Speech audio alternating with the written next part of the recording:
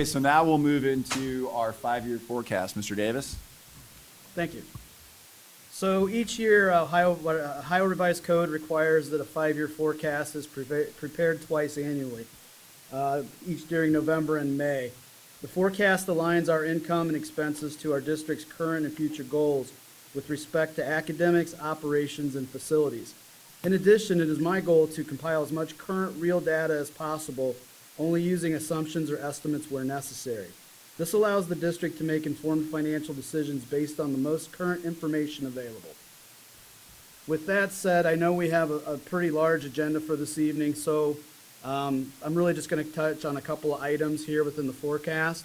Obviously, that forecast is available for all the board members to review and then to meet with me, and we can get together and discuss the details of the entire 5-year forecast.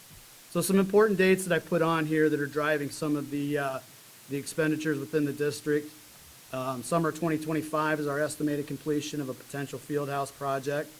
On June 30th, 2025, we have the expiration of the current CBA with IHEPO.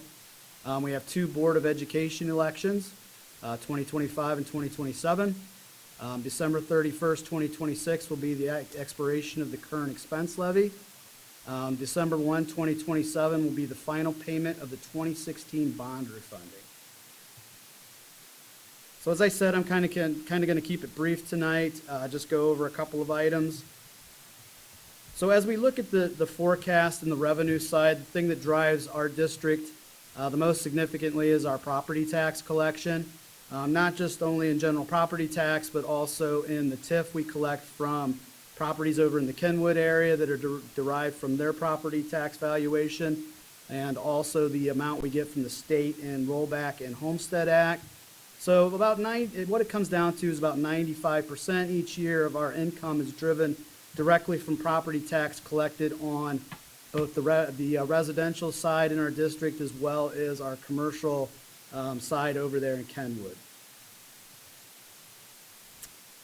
So then, as that revenue, the other item that I wanted to touch on is to kind of give an idea of what we get from the state of Ohio from state taxes, state revenue, in order to provide education for our students. As you can see, the bar graph until 2023 was very low, very steady.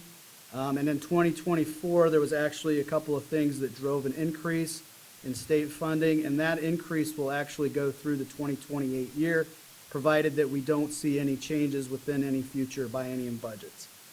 Over on the left-hand side, you can see that in 2023, the money we received from the state for state funding was about 3% of our income.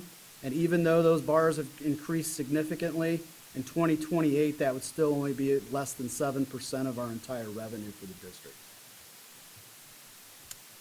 The other side of the revenue coin is our expenditures. I gave a bar graph to show kind of how those are broken out. Salaries and benefits obviously are what we pay the most of here in the district. Those go for our teaching staff, bus drivers, the maintenance staff, administrators. Everybody who's paid a salary is shown on those first 2 items of the bar graph. Those make up anywhere from about 70 to 80% of our total expenditures each year. And then you can see how over time those bar graphs increase in totality. That is the nature of the inflation and just how it acts through our budget. We see some increases in different areas over time. Again, salary and benefits would be one of the top areas. We've also seen a pretty significant increase in purchase services over the last few years. We are hoping that we can see some significant savings in that category over the next couple of years based on what we've done in 2023 and 2024. Now to talk about the property value increase. This is a breakdown not of the revenue but of the actual property values by tax year. You can see the huge jump we got from 2022 to 2023. That is now an actual amount as opposed to the estimated amount that we still had in November. It was a very significant increase for the district. Very exciting to know that our property values are strong and that they continue to rise. One thing I do like to point out, though, is that it's not a one-to-one increase with the percentage of property value increase and revenue within the district. There are some mechanisms in effect, we'll get to those in just a second, that keep those taxes from rising the same way that our property values do. You can see there on the right-hand side of this graph, the estimated future. I do show some small growth that can be through residential construction and other things that occur between each revaluation period that occurs every 3 years. In 2026, I've estimated about a 3 to 4% increase in property taxes. That sits more with the district historically, as opposed to the 30% we received in 2023. And I'm fairly confident that will be close to what we will be receiving in 2026.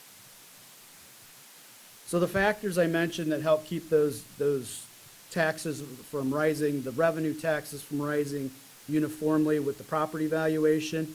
House Bill 920 is designed that as your property values go up, your millage is what we use to calculate taxes.